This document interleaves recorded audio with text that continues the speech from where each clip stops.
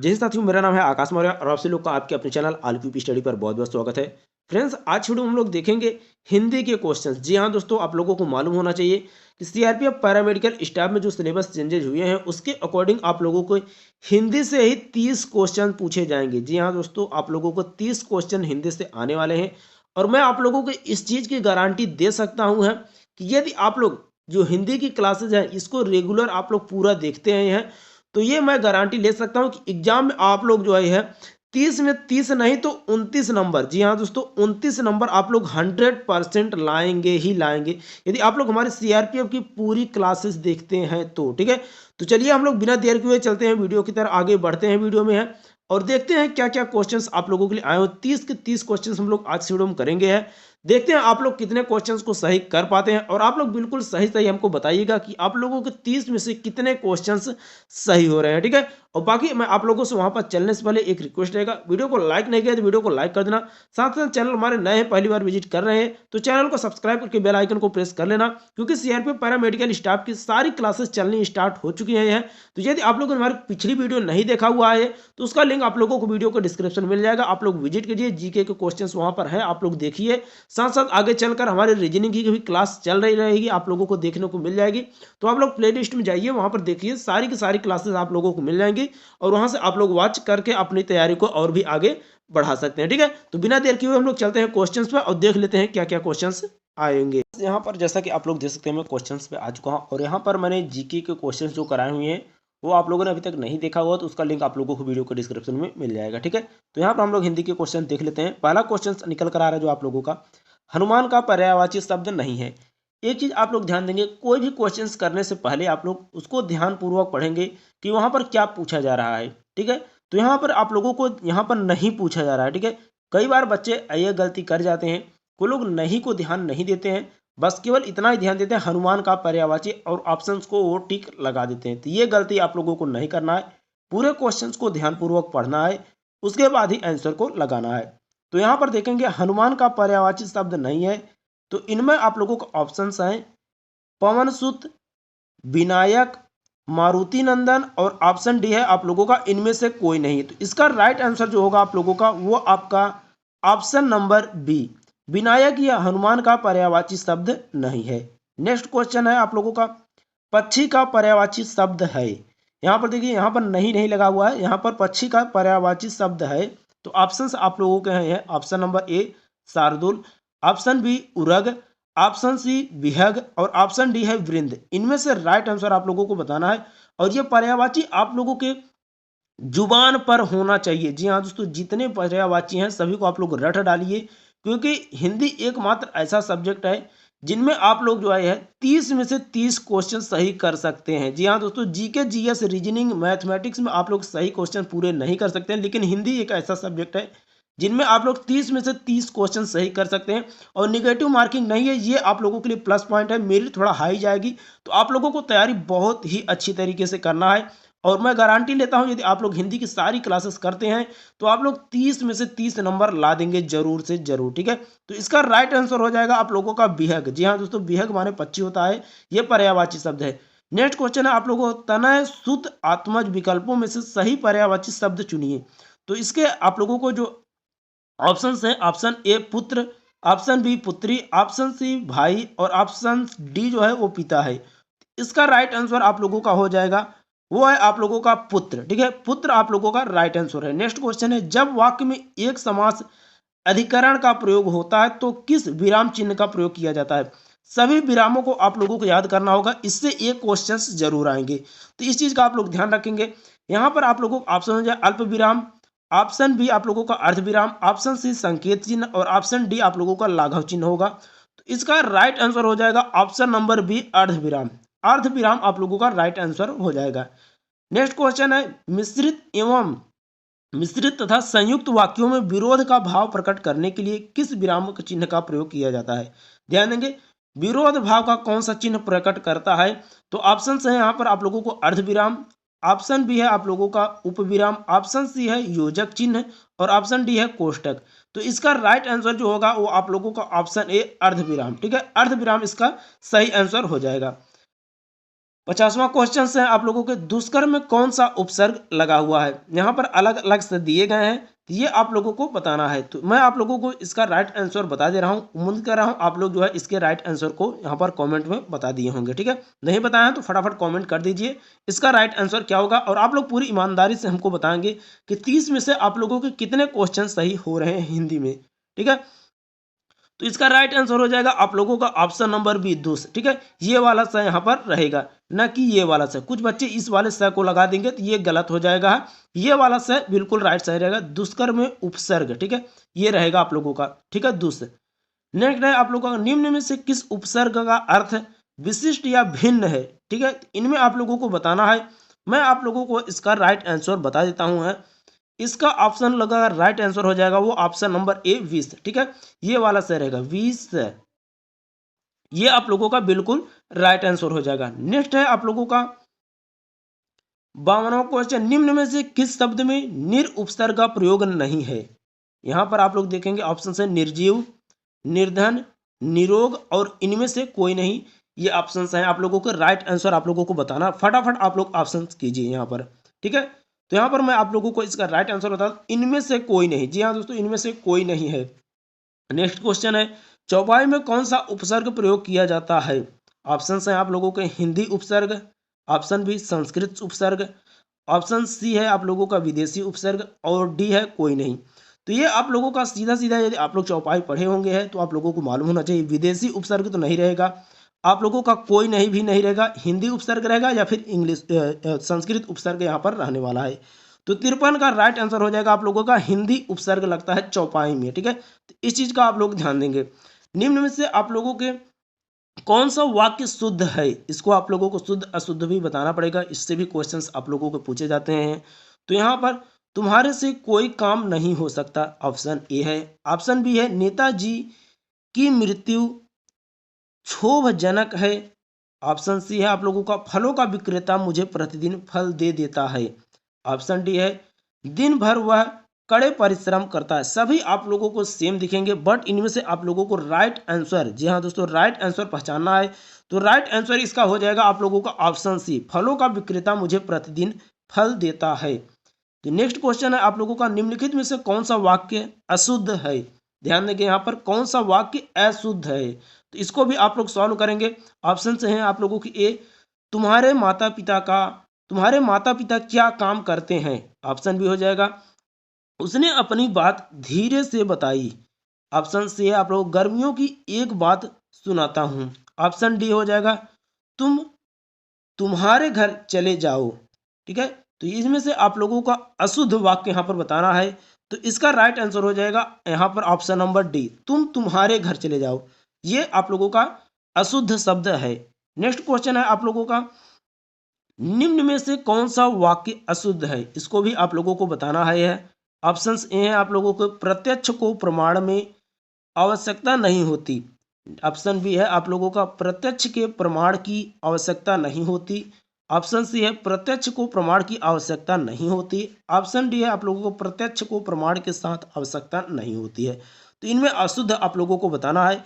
तो इसका right answer हो जाएगा आप लोगों का ऑप्शन नंबर सी। जी हाँ दोस्तों, आप लोगों का प्रत्यक्ष को प्रमाण की आवश्यकता नहीं होती, ये आप लोगों का अशुद्ध शब्द यहाँ पर चुना गया है। नेक्स्ट क्वेश्चन है आप लोगों का, 12 सिंगा शब्द में समास है, कौन सा समास है आप लोगों को इसको बताना है। बहुब्रीहि समास, कर्मधारय समास, द्वंद्व समास, अव्ययी भाव समास। ये आप लोगों को जुबान पर होना चाहिए। इसको आप लोगों के फार्मूले होते हैं, यदि आप लोग इसको पढ़े होंगे तो बहुत ही आसानी से इसमें बता सकते हैं कि कौन सा समास यहाँ पर होता है। ठीक है, क्योंकि ये सारे जो है एक नियम पे जो है चलते हैं, जितने भी समास आए हैं तो उस नियम को आप लोगों को याद करना पड़ेगा। बहुत ही आसानी से इन क्वेश्चन को सॉल्व कर पाएंगे। तो इसका राइट आंसर हो जाएगा आप लोगों का बहुब्रीहि समास। जी हाँ दोस्तों, बहुब्रीहि समास 12 सिंगा शब्द में बहुब्रीहि समास होता है। 58 है, कर्मधारय समास का उदाहरण है गगनचुंबी, पाठशाला, श्वेतपत्र, नीलकंठ। इसका आप लोगों को राइट आंसर देना है। फटाफट आप लोग इसका आंसर कीजिए। तो इसका राइट आंसर हो जाएगा आप लोगों का श्वेतपत्र। जी हाँ दोस्तों, कर्मधारय समास का उदाहरण जो है वो श्वेतपत्र यहाँ पर है। नेक्स्ट क्वेश्चन है आप लोगों का, परमानंद में समास कौन सा है। ठीक है, यहाँ पर हो जाएगा इसको संधि विच्छेद का परम धन आनंद, ठीक है। तो इसमें कौन सा समास है आप लोग इसको जो है तोड़ेंगे, उसके बाद आप लोग पता करेंगे कौन सा समास है। तो ऑप्शन है आप लोगों को द्वंद्व समास, कर्मधारय समास, अव्ययी भाव समास और बहुव्रीहि समास। तो इसका राइट आंसर हो जाएगा आप लोगों का ऑप्शन नंबर बी, कर्मधारय समास, ठीक है। क्या होगा? कर्मधारय समास। नेक्स्ट क्वेश्चन है आप लोगों को निम्नलिखित में से कौन सा समास नहीं है। इनमें आप लोग ध्यान देंगे कौन सा समास नहीं है उसको बताना है। अव्ययी भाव समास, कर्मधारय समास, द्वंद्व समास, बहुव्रीहि समास, इनमें से कौन सा नहीं। ये काफी जो है मुश्किल सा क्वेश्चन है, आप लोगों को इसको बताना है। तो ये आप लोगों का हो जाएगा ऑप्शन नंबर बी, कर्मधारय समास, ये जो है समास नहीं है। नेक्स्ट क्वेश्चन है किस समास में दोनों पद प्रधान होते हैं, ठीक है। जब इसका नियम पढ़ेंगे तो आप लोगों को पता चलेगा कि कौन सा प्रथम पद प्रधान है, कौन सा द्वितीय है। तो ये सारी डिटेल्स मिल जाएंगे आप लोगों को उसमें है। तो इसमें दोनों पद किस में जो है पद प्रधान होते हैं। तो इसमें आप लोगों का ऑप्शन है बहुव्रीहि समास, तत्पुरुष समास, द्वंद्व समास और द्विगु समास। इसमें से आप लोगों का राइट आंसर हो जाएगा ऑप्शन नंबर सी, द्वंद्व समास। जी हाँ दोस्तों, द्वंद्व समास में दोनों पद प्रधान होते हैं। नेक्स्ट क्वेश्चन है विभीत का रस का अस्थाई भाव है। विभीत रस का अस्थाई भाव है क्रोध, उत्साह, शोक, इनमें से कोई नहीं। यदि आप लोग रस छंद पढ़ेंगे तो आप लोगों को किसका क्रोध होता है, कौन सा रस जो है उत्साह होता है, कौन सा रस शोक में प्रयोग होता है, तो वो सारी डिटेल्स आप लोगों को उसमें मिल जाएगी। इसीलिए मैं आप लोग को कहता हूँ कि एक बार हिंदी को पूरा रट लेंगे, बहुत ही अच्छी तरीके से आप लोगों को सारी चीज़ें समझ में आ जाएंगी। कोई भी आप लोगों को क्वेश्चंस करने में प्रॉब्लम नहीं होगी, ठीक है। तो इसका आंसर हो जाएगा आप लोगों का इनमें से कोई नहीं, ठीक है। विभिन्न का जो है कोई नहीं हो जाएगा। नेक्स्ट है आप लोगों का अवसर का लाभ उठाने के लिए उपयुक्त शब्द है, ठीक है। तो यहाँ पर आप लोगों को नेक्स्ट जो आपका ऑप्शन है बहती गंगा में हाथ धोना, आकाश पाताल एक करना, फूल न समाना, अंगारों पर पैर रखना। तो इसका राइट आंसर हो जाएगा आप लोगों का ऑप्शन नंबर ए, बहती गंगा में हाथ धोना। अवसर का लाभ उठाना इसका उपयुक्त शब्द है बहती गंगा में हाथ धोना, ठीक है। नेक्स्ट है आप लोगों का बांधा डालना। मुहावरे का अर्थ है पाला पड़ना, रोटा अटकाना, बरस पड़ना, दांतों में जीभ होना, ठीक है। तो इसका राइट आंसर हो जाएगा आप लोगों का ऑप्शन नंबर बी, ठीक है। क्या हो जाएगा? रोड़ा अटकाना। बाधा डालना मतलब रोड़ा अटकाना, ये हो जाएगा इसका राइट आंसर। ये सारे क्वेश्चन जो मैं आप लोगों को करा रहा हूँ इनके आंसर आप लोगों को जुबान पर होना चाहिए, क्योंकि आप लोगों को जो है यदि मैथमेटिक्स के सॉल्व करने हैं तो उसमें जो टाइमिंग रहती है कम रहती है। तो उस टाइमिंग को इसी में से आप लोगों को एडजस्ट करना। क्वेश्चंस को ध्यानपूर्वक पढ़ेंगे तो आप लोगों को ऑटोमेटिक दिमाग में, यदि पढ़े रहेंगे क्वेश्चंस को तो ऑटोमेटिक दिमाग में आ जाएगा। यदि नहीं पढ़े रहेंगे तो कहाँ से आएगा। तो इसीलिए मैं आप लोगों से कहता हूँ उसको 2 बार 3 बार हिंदी को जो है आप लोग पूरी किताब को पढ़ डालिए। अपना हाथ जगन्नाथ का अर्थ है, ठीक है, मनमानी करना। अपना हाथ पूजनीय होता है यह, अपने आप से काम करने की उपयुक्त होता है यह, अपने हाथ से दान करना। इसका राइट आंसर हो जाएगा आप लोगों का 65 का आप लोगों का राइट आंसर सी हो जाएगा। अपने आप से काम करना ही उपयुक्त होता है, इसका राइट आंसर है। नेक्स्ट क्वेश्चन है मैं तुम सबको शुभ समझाता हूँ, तुम शब्द एक जैसे होर के लिए उपयुक्त है। तो चोर चोर मौसेरे भाई, ऑप्शन बी है आप लोगों का एक ही थैली के चट्टे बट्टे। ऑप्शन सी हो जाए केर बैर का संग। ऑप्शन डी हो जाए जैसे जगन्नाथ वैसे सांपनाथ। तो इसका राइट आंसर हो जाएगा आप लोगों का ऑप्शन बी, ठीक है, एक ही थैले के चट्टे बट्टे, ये आप लोगों का राइट आंसर हो जाएगा। नेक्स्ट है आप लोगों का देख सुदामा की दीन दशा, करुणा करके करुणानिधि रोए, पानी परायत को हाथ छुओ नाही, नयनन के जल से पग धोए, ठीक है। ये उल्लेख जो है उपयुक्त पंक्ति में का अलंकार इसमें आप लोगों को बताना, इसमें कौन से अलंकार का प्रयोग किया गया है। ऑप्शन हैं उल्लेख, अन्योक्ति, अतिशयोक्ति, भ्रांतिमान। इसमें आप लोगों को कौन से अलंकार का प्रयोग किया गया है इसमें आप लोगों को बताना है। इसका राइट आंसर मैं आप लोगों को बताता हूँ अतिशयोक्ति अलंकार का प्रयोग किया गया है। और आप लोगों को इनसे जो है इसको जो आप लोगों को यहाँ पर दिए गए हैं छंद, ये सारी चीज़ें आप लोगों को याद करना है। चारु चंद की चंचल किरणें खेल रही थी नवथल में, उपयुक्त पंक्ति में कौन सा अलंकार है। तो ये सारे अलंकार आप लोगों को याद करने पड़ेंगे, क्योंकि कई बार अलंकार दे देता है वहाँ पर आपका नाम पूछते हैं तो उन सभी को बताना मुश्किल हो जाता है। तो ये सब पढ़े रहेंगे तो ये आप लोगों को आगे भी चलकर बहुत ही उपयोगी रहता है। तो इसका राइट आंसर हो जाएगा आप लोगों का अनुप्रास दिया गया है, यहाँ पर यमक दिया गया, उपमा दिया गया है, प्रतीप दिया गया है। तो इसका राइट आंसर आप लोगों का हो जाएगा ऑप्शन नंबर ए, अनुप्रास अलंकार। ठीक है, नेक्स्ट क्वेश्चन है आप लोगों को, हृदय के वे भाव जो सुषुप्त अवस्था में पड़े होते हैं, विषय को देखकर आश्रय के दिन में जागृत होते हैं, कहलाते हैं अस्थाई भाव, विभाव, अनुभाव, संचारी भाव। इसका राइट आंसर आप लोगों को बताना है, फटाफट आप लोग आंसर कीजिए। उम्मीद कर रहा हूं आप लोग इसके राइट आंसर को निकाल चुके हैं। तो इसका राइट आंसर मैं आप लोगों को बता देता हूं, ऑप्शन नंबर ए हो जाएगा अस्थाई भाव। जी हाँ दोस्तों, अस्थाई भाव इसका राइट आंसर है। नेक्स्ट क्वेश्चन है, कृत्रिम का विलोमार्थी शब्द है, कृत्रिम का विलोमार्थी शब्द है प्राकृतिक, स्वनिर्मित, स्वाभाविक, स्वचालित। तो इसका राइट आंसर उम्मीद कर रहा हूँ आप लोगों को मालूम चलो, क्योंकि बहुत ही सिंपल क्वेश्चन है यह। तो इसका राइट आंसर हो जाएगा प्राकृतिक। ठीक है, कृत्रिम का विलोमार्थी है वो प्राकृतिक होगा। नेक्स्ट क्वेश्चन है, उदांत का विलोमार्थी शब्द है उद्धत, दानशील, अनुदात्त, क्षमावान। ठीक है, तो इसका राइट आंसर आप लोगों का जो होगा वो ऑप्शन नंबर सी होगा, अनुदात्ता। ठीक है, क्या होगा, अनुदात्ता, यहाँ पर इसका राइट आंसर होगा अनुदात्त। निम्नलिखित विकल्पों में से कौन सा शब्द उदार का विलोम है, कठोर, निर्भय, अपव्यय, अनुदान। तो इसका राइट आंसर हो जाएगा आप लोगों का अनुदान। ठीक है, उदार का क्या होगा, अनुदान होगा। ठीक है, कुछ लोग यहाँ पर है उदार का कठोर लगा देंगे, बट यहाँ पर कठोर नहीं होगा, अनुदार होगा। ठीक है, उदार का क्या, अनुदार। ध्यानपूर्वक क्वेश्चन यदि पढ़े रहेंगे तो आप लोगों को समझ आए, यदि पढ़े नहीं रहेंगे तो आप लोग इसी प्रकार से गलत यहाँ पर लगा सकते हैं। 73 निम्नलिखित में से कौन सा शब्द गो का अर्थ नहीं है, ध्यान देंगे, गो का अर्थ नहीं है, गाय, नदी, इंद्रियां, गज। इसका राइट आंसर आप लोगों को बताना, फटाफट आप लोग आंसर कीजिए।